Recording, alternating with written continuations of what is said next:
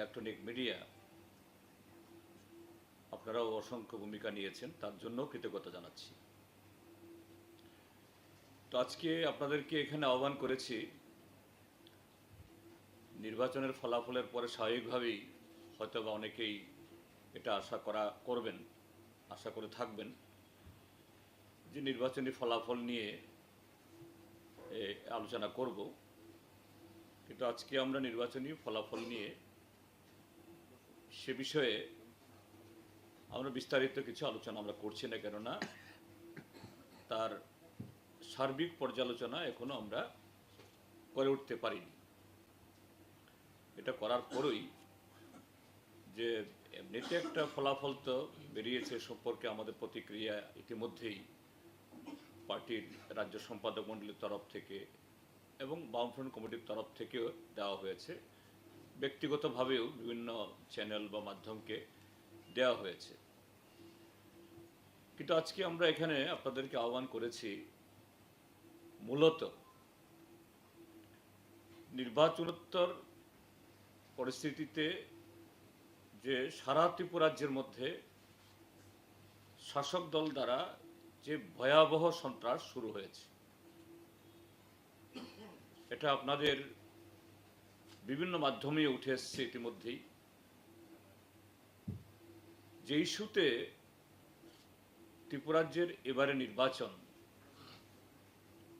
আমরা বামফ্রন্ট এবং কংগ্রেসের সাথে সহযোগিতায় আমরা প্রচারে মুখ্য বিষয় হিসেবে এনেছিলাম, এবং এবারে নির্বাচনে যে ইস্যুটা সবচেয়ে মুখ্যভাবে কাজ করেছেও, যে এই ফলাফলে ভোট ভাগাভাগির ফলে শাসক দল ক্ষমতায় পৌঁছার যে একটা সুযোগ পেয়েছে, গত 5 বছর আগে যে ভোট পেয়েছিল তার থেকে 11% ভোট কম পেয়েও নৈতিকভাবে তাদের পরাজয় হওয়ার পরও তারা এই ভাগাভাগির কারণে সিট কম হলেও গতবারের তুলনায় সংখ্যাগরিষ্ঠ পেয়েছেন।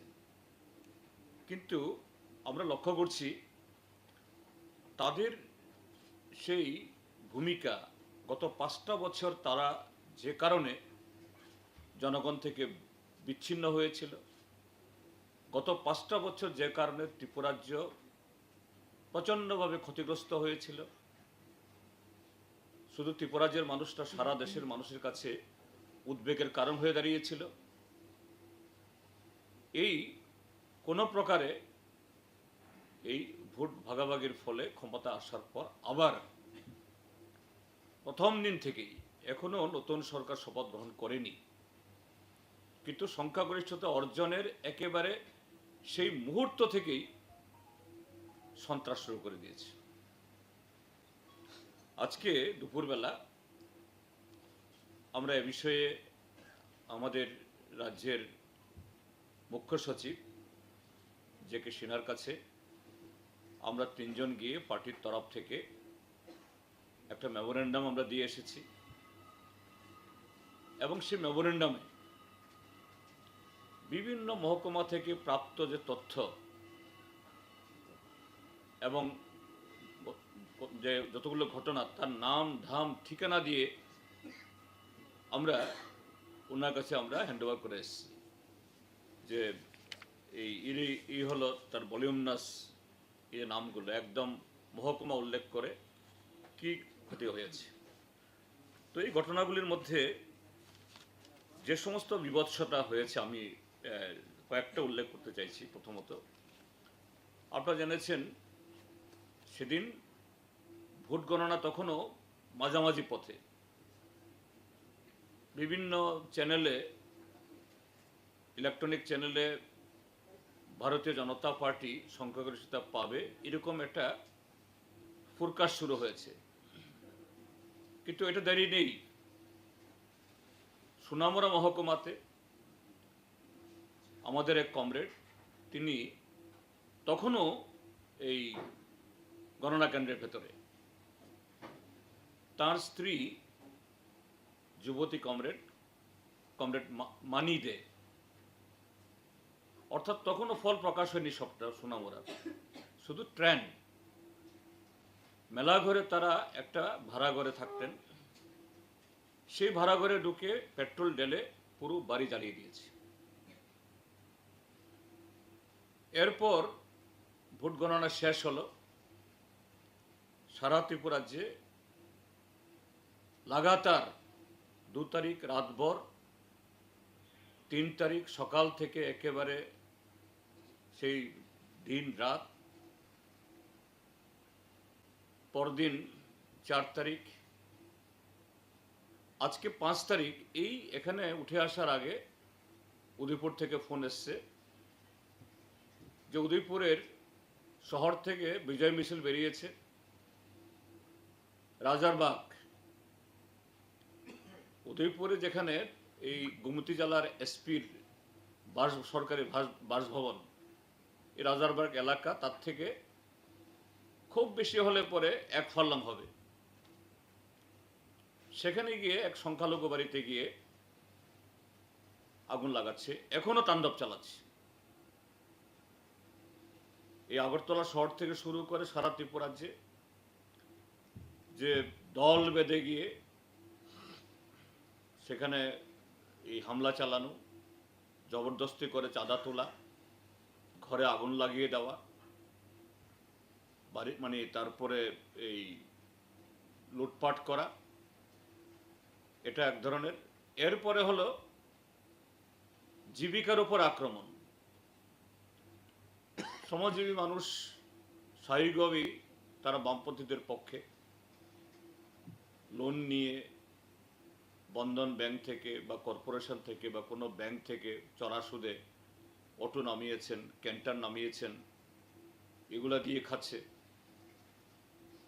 হুলিয়া জারি করা হয়েছে, তারা রাস্তা উঠতে পারে, রাস্তা উঠলেই পুড়িয়ে দেওয়া হবে, এবং বহু অটো, ট্রাক, ক্যান্টার ইতিমধ্যে পুড়িয়ে দেওয়া হয়েছে। চাঁদা চাইছে, তারপর হয়তো কোনো আইওআই ঘরের বেনিফিশিয়ারি বিগত দিনে ঘর পেয়েছে, কেন আইওআই ঘরের বেনিফিশিয়ারি হওয়ার পরও বিজেপিকে ভোট দিতে পারেনি? স্বামী স্ত্রীকে ধরে নিয়ে এসে বলছে 10,000 টাকা দিতে হবে। অঙ্গনওয়াড়ি ওয়ার্কার ডিউটিতে গেছে, তাকে বলছে তুমি সিআইটিউ করো, তোমার সিআইটিউ বামফ্রন্টকে সমর্থন করে, আমাদের বিজয় উৎসবের জন্য 10,000 টাকা দিতে হবে, নতুবা এক্ষুনি এখান থেকে সরে পড়তে হবে। ভদ্রমহিলা বলেছেন, এটা সাবরুমের 7 ব্লকের, আমি বেতনেই পাই 9,000 সামথিং, কোথেকে 10,000 টাকা দেবো? তোমরা যদি আবদার করে আমাকে বলো 200-300 টাকা দিতে, ঠিক আছে, আমি তোমাদের পার্টি সমর্থন না করলে তোমরা পাড়ার যুবক ফুর্তি করবে, আমি দেব না, দিতে হবে। এরপরে ভদ্রমহিলা ফোন করেছেন থানাকে, থানা আসলো, পুলিশের গাড়ি দেখে চলে গেল। এরপরে গিয়ে বাড়িতে গিয়ে উঠেছে না, কেন পুলিশকে বললেন আপনি, এক্ষুনি দিতে হবে, নতুবা বাড়িঘর জ্বালিয়ে দেওয়া হবে, এবং তার কাছ থেকে টাকা নিয়ে গেছে। এরকম অজস্র ঘটনা। আগুন লাগিয়ে দিয়েছে, খড়ের গাদা পুড়িয়ে দিয়েছে, গরু ছাগল অবধি জীবন্ত পুড়ে মেরেছে, পুকুরে বিষ ঢেলে দিচ্ছে, রাবার বাগানে আগুন লাগিয়ে দিচ্ছে। তো এই ঘটনাগুলি আকছার ঘটছে। তো এরকম একটা ঘটনায় আমরা তো নির্বাচনের ফল ঘোষণা হওয়ার আগে থেকেই আমরা আপিল করছি যে মানুষকে সংযত থাকতে হবে, শান্তি থাকতে হবে, ফলাফল যাই হোক। কিন্তু আমরা দেখলাম আপনাদের পত্রপত্রিকাতেও কারো কারো উঠেছে এরকম, শাসক দলের তরফ থেকে যিনি মুখ্যমন্ত্রী, এখনো এই কার্যনির্বাহী মুখ্যমন্ত্রী, যেহেতু পদত্যাগ করার পর এই সময়তে হয়, পত্রিকা ছবি বেরিয়েছে আজকে, চিফ সেক্রেটারি ডিজিকে নিয়ে ঘুরছেন, আবার সাথে আবার দলের সভাপতিকে দিয়ে মিটিং করছেন, যা অভূতপূর্ব, যা হয় না। পত্রিকাতে আসছে যারা এরকমভাবে উচ্ছৃঙ্খলতা করছেন কঠোর হস্তে দমন করা হবে, কিন্তু গতকালও মুখ্যমন্ত্রী গেছেন খোয়াইয়ে এবং এদিকে এই সিপাহীজলা, কিন্তু এই খোয়াই এবং সিপাহীজলার মধ্যে যে কটা জায়গাতে সবচেয়ে বেশি গন্ডগোল হচ্ছে এই দুটো জেলাতে। তো আসলে এই নির্দেশিকা কাকে দিচ্ছেন, কাকে শোনাচ্ছেন, আসলে সেই নির্দেশিকা পৌঁছচ্ছে কিনা? তো আজকে আমরা চিফ সেক্রেটারিকে বলেছি যে আপনি আপনার মাধ্যমে, যেহেতু তারা জিতেছেন আবার সরকার আসছেন, আপনার মাধ্যমে মুখ্যমন্ত্রীর কাছেও বলতে চাই, হয় আপনি চিফ সেক্রেটারি রাজ্য পর্যায়ে একটা সর্বদলীয় সভা ডাকুন, সব দলের যারা শীর্ষ নেতাদের ডাকুন, সেখান থেকে আপিল যাক, এবং সেই মিটিং যদি মুখ্যমন্ত্রী স্বয়ং যদি সভাপতিত্ব করেন আমাদের কোনো আপত্তি নেই, বরঞ্চ আরও ভালো হবে আমরা মনে করি। সত্যিকারেরই সে মেসেজটা যাক। কেননা আমরা দেখছি যে এই যে ভোট ঘোষণা হলো, মডেল কোড অফ কন্ডাক্ট যেদিন থেকে চালু হলো, প্রশাসন যখন একটু নিউট্রাল, পুলিশ একটু স্বাধীনভাবে কাজ করতে পারছে, আমরা লক্ষ্য করলাম তখন ত্রিপুরাজ্যে গত 5 বছর ধরে বন্ধ অনেক পার্টি অফিস খুলতে পেরেছে, মানুষ নির্ভয়ে মিছিল করতে পেরেছে, মিটিং করতে পেরেছে, প্রচার করতে পেরেছে। হ্যাঁ, এগুলি সব জায়গাতে মসৃণ ছিল না, প্ররোচনা ছিল, হুমকি ছিল, ভবিষ্যতে দেখে নেবার এই ধরনের চোখ রাঙ্গানি ছিল। কিন্তু প্রশাসন যখন নিউট্রাল একটু ভূমিকা নিচ্ছে, তখন এই সমাজ বিরোধীরা সব চুপচাপ ছিল, এদের ভূমিকা তখন সেরকম ছিল না, মানুষ বেরোতে পেরেছে, এই কারণে ভোটের পার্সেন্টেজও ভালো হয়েছে। কিন্তু এখন সংখ্যাগরিষ্ঠতা পাওয়ার পর যখন দেখলো এরা আবার সরকার করবে, প্রশাসন আবার হাইবারনেশনে চলে গেল। সমাজ বিরোধীরা তারা আবার নতুন করে মনোবল জোগাতে শুরু করছে, না এবার তো প্রশাসন আমাদের নামে এফআইআর হবে না, এফআইআর হলেও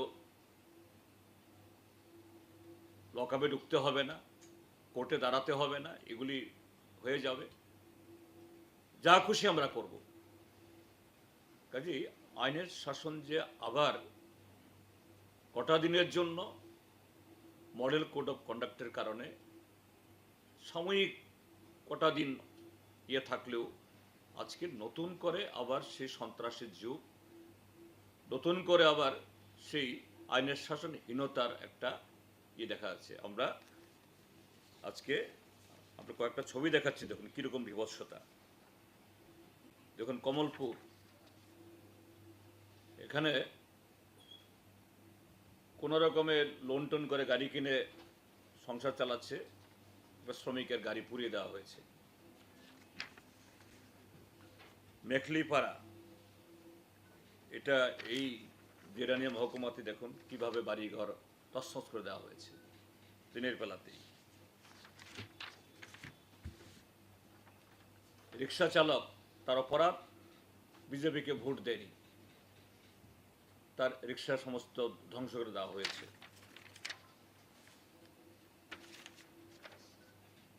বিজয় মিছিলের উল্লাস, এটা এই তুত্তাখোলা বিলোনিয়ার।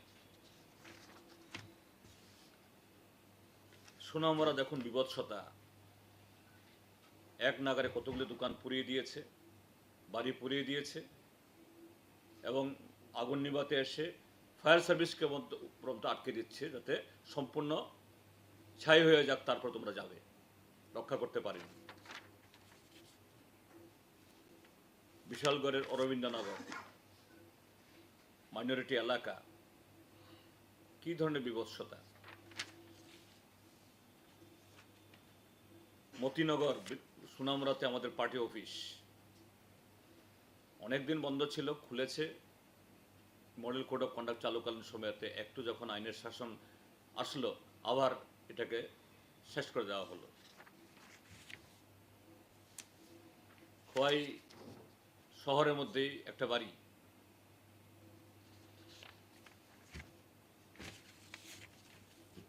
উদয়পুর, এটাও শহরের মধ্যে।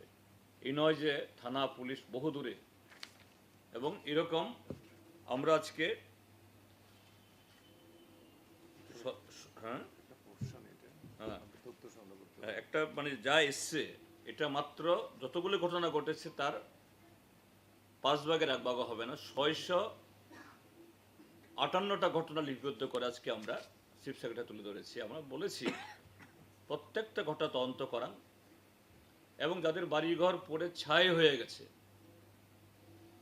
থাকার জায়গা নেই, খাওয়ার পয়সা নেই, এমন কি ধরনের বিভৎসতা, রান্নাঘরে ঢুকে রান্না করার বাসনপত্র এগুলি অবধি তছনছ করে দিচ্ছে। শিশুদের দুধের বোতল, এই দুধের বোতল অবধি মানে করে, মানে দা দিয়ে আঘাত করে মানে নষ্ট করে দিচ্ছে।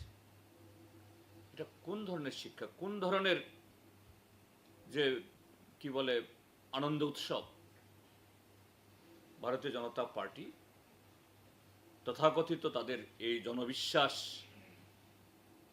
যাত্রার নামে, বিজয় সংকল্পের নামে আজকে ত্রিপুরা রাজ্যের মধ্যে যে 11% ভোট নেমে যাওয়ার পরও 60% মানুষ তাদের বিরুদ্ধে ভোট দিয়েছে। তাদের বিরুদ্ধে 60% মানুষ তাদের বিরুদ্ধে, কিন্তু তাদের মানে কোনো ধরনের এর থেকে লেসন নেওয়া দূরে থাক, উল্টু। এবং সারা রাত ধরে ঘটনা কি, পুলিশকে ফোন করছি আমরা, পুলিশ যাচ্ছে, পুলিশের গাড়ি দেখলেই চলে যাচ্ছে, আবার পুলিশ চলে গেলে আবার আসছে। চিফ সেক্রেটারিকে আমি জিজ্ঞেস করলাম, চিফ সেক্রেটারি বললেন স্যার আমরা ডিজিকে বলেছি একটু কঠোর হওয়ার জন্য, ডিজি রিপোর্ট দিয়েছে 238 না 37 জন নাকি গ্রেপ্তার হয়েছে। মানে কোথাও একটা লোকও কোনো লকআপে নেই। একটু তুলে নিয়ে গিয়ে জামাই আদরে নিয়ে গিয়ে বসিয়ে ছেড়ে দেওয়া, তাদের নামে একটা জিডি এন্ট্রি হয় না, এফআইআর তো নেওয়া হয়ই না। এবং এখন থেকে কোনো কোনো থানা দ্বারকা, কোন থানা এটা, যেটা কৈলাসহর থানা, পার্টি অফিস পুড়িয়ে দিয়েছে বিজয় উৎসবের নামে, সাথে পুলিশ ছিল। এরপরে যখন এফআইআর করতে গেল, উসি নাকি বলছে না এফআইআর নেওয়া যাবে না। তো আপনাদের কাছে আমরা এটা তুলে ধরছি, গণতন্ত্রের আপনারাও একটা স্তম্ভ, এভাবে এটা চলতে পারে না। অন্যান্য গণতান্ত্রিক ধর্মনিরপেক্ষ দলকে আমরা বলেছি আপনারা সোচ্চার হন,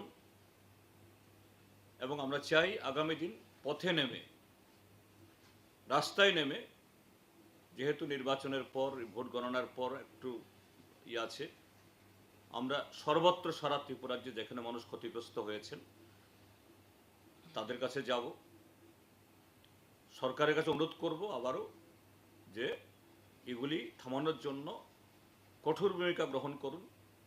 অনেক জায়গাতে 144 দ্বারা জারি আছে, এদের কাছে 144 দ্বারা কোনো অর্থই নেই। তো এরকমভাবে চলতে থাকলে পরে এই ত্রিপুরা রাজ্যের যে গণতন্ত্রের চেহারা আগামী দিনে কি হবে শুরু থেকে বলে দিচ্ছে, কি উন্নয়ন হবে বলে দিচ্ছে। তো এই কথাগুলি বলার জন্য আপনাদের কাছে এসেছি। আশা করি আপনারাও যে যথাযোগ্য মানে ভাষায় বা সেই আবেদনে যাতে পিস, ট্রাঙ্কুলিটি, আইনের শাসন যাতে বলবৎ থাকে, আপনাদের তরফ থেকেও, আপনারা নিচ্ছেন না এই কথা বলছি না, কিন্তু আরও কার্যকরীভাবে এবং সঠিক তথ্য দিয়ে আপনাদের যারা মফস্বলের রিপোর্টার তাদের কাছ থেকে এরকমগুলি নিয়ে এগুলো তুলে ধরুন। নতুবা আজকে আক্রান্ত হচ্ছে সাধারণ মানুষ, বিরোধী দলের সমর্থকরা, আগামীকাল কেউ সুরক্ষিত হবে না। এবং হ্যাঁ, এখন অবধি তিনজন নিরীহ মানুষ মারা গেছেন, সরাসরি খুন হননি। একজন খুন হয়েছে সরাসরি, হ্যাঁ, তেলিয়ামুড়াতে একজন সরাসরি খুন। না, ওটা তো হলো আগের। হ্যাঁ, এরপর তিনজন।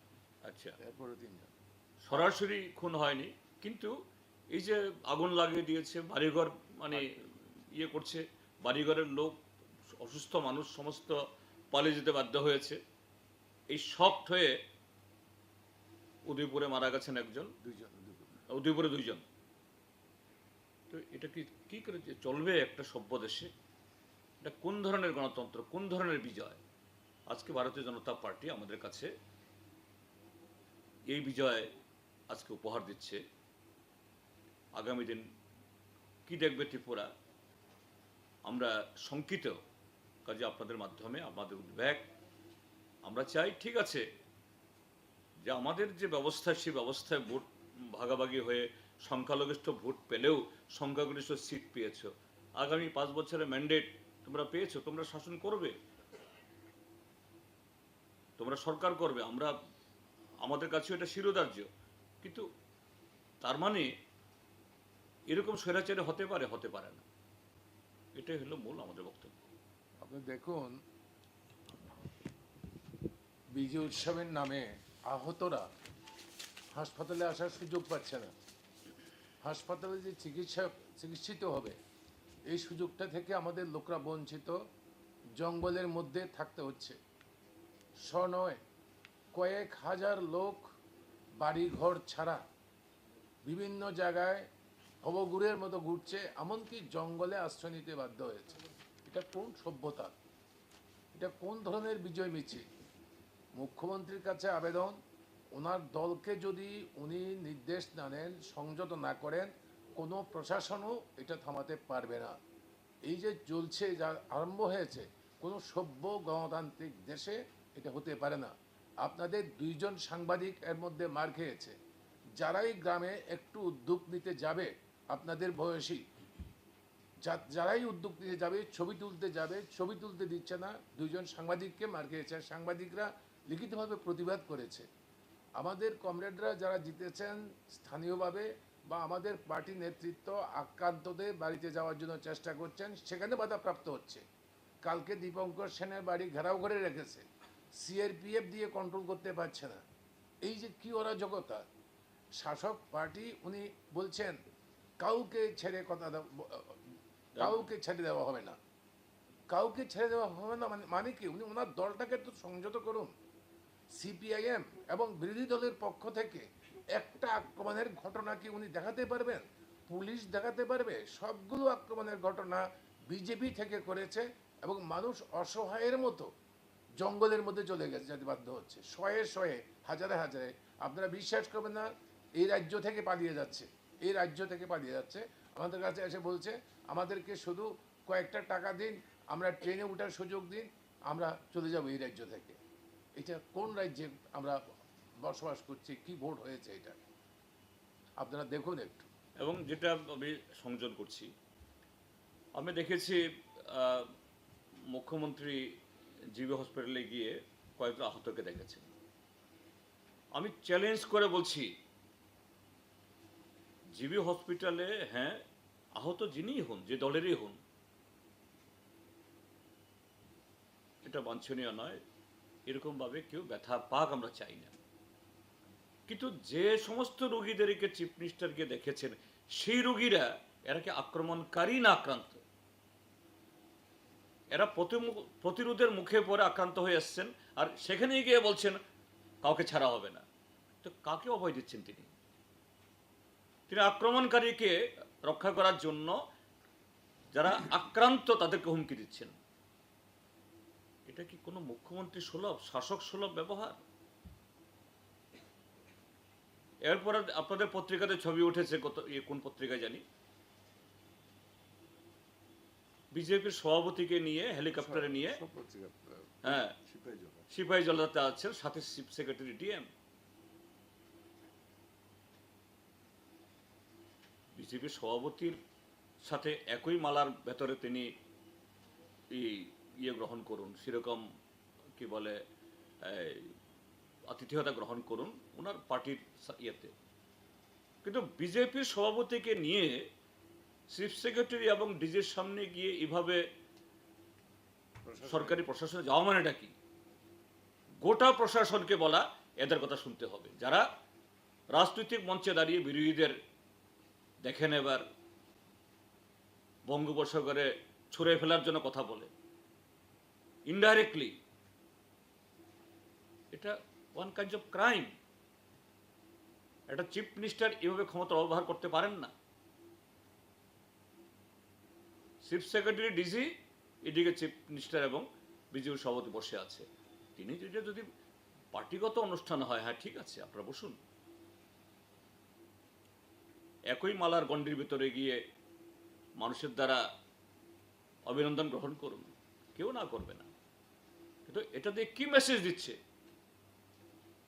আমার উপরতলার বিজেপি থেকে শুরু করে নিচুতলার বিজেপি, আমরা যা খুশি করব, প্রশাসন এদের কথায় উদ্বাস করতে হবে। এইভাবেই তো সন্ত্রাসের মানে জাল বোনা হচ্ছে।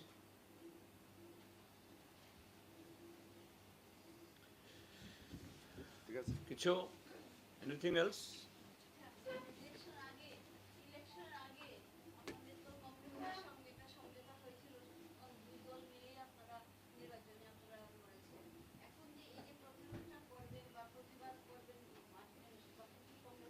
হ্যাঁ হ্যাঁ দিদি ঠিকই আছে।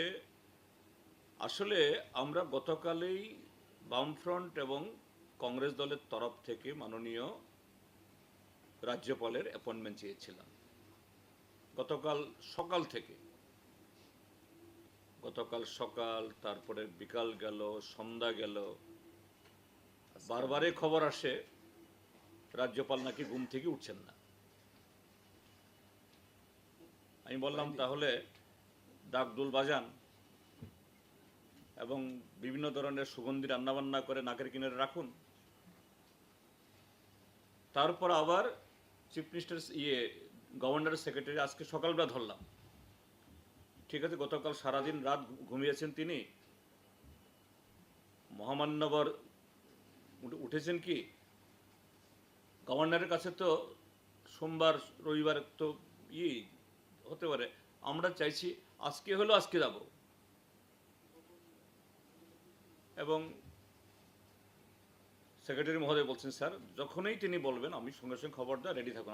আমরা 10 মিনিটের মধ্যে এসে যাব। কিরকম একটা রাজত্বে আমরা আছি? এটা গভর্নর সকাল থেকে বললে ঘুমোচ্ছেন, দুপুরে ঘুমোচ্ছেন, সন্ধ্যায় ঘুমোচ্ছেন, রাত্রে তো তিনি ঘুমান কিনা আমি জানি না।